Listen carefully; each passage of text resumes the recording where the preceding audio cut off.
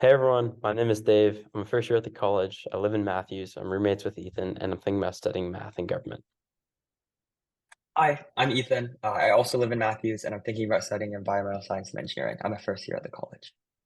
So our CS50 project was a fantasy football trade analyzer. The basic idea is you enter in players that you would give up in a trade, and then players you would get back from a trade, and then it analyzes whether the trade is fair or not, and whether or not you should accept. So just to get right into it, the first functionality we'll describe is the Add Player button. So here we're able to type in a player. So we typed in Patrick Mahomes. And we assign them to a team. Team one represents a player that you're giving away, and team two represents a player that you would be getting back in a trade. So when we click submit, Patrick Mahomes' data shows up in the giving up column. And then say we wanted to trade him for another player, says Josh Allen, another QB. Notice how in the auto menu that shows up, we're able to type by first and last name. So because we're getting back Josh Allen, we assign him to team two, then we submit. And then we get that we have Patrick Mahomes on the giving up side, Josh Allen on the getting back side.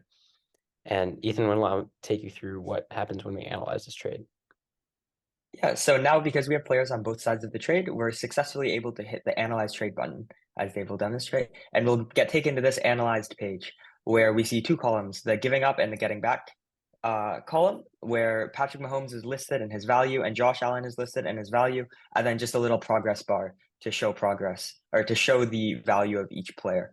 Should you choose to enter more than one player on the giving up or getting back side, their values would just be summed using our index calculator. And the interesting thing is that we don't just give back the values, but we give back a recommendation. So because these two players are of similar value, given our index and our formula, we recommend that the trade is relatively even. And if you have a preference for the players you're trading for, we say there's no reason you shouldn't go for it. If we want to quickly edit the trade, this will take us back to the same page where we can add or remove players. So say we want to add a new player to the Patrick Mahomes side. Maybe Christian McCaffrey, running back on the 49ers. We can submit that and analyze trade again. And you'll see this tips the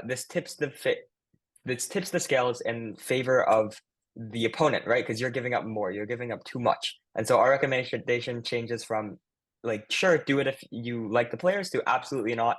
You shouldn't take this trade under any circumstances. So that's just kind of how our function works. There's a lot more functionality that I'm excited for you guys to explore. But yeah, that was it. Thank you. Thank you. It's good enough.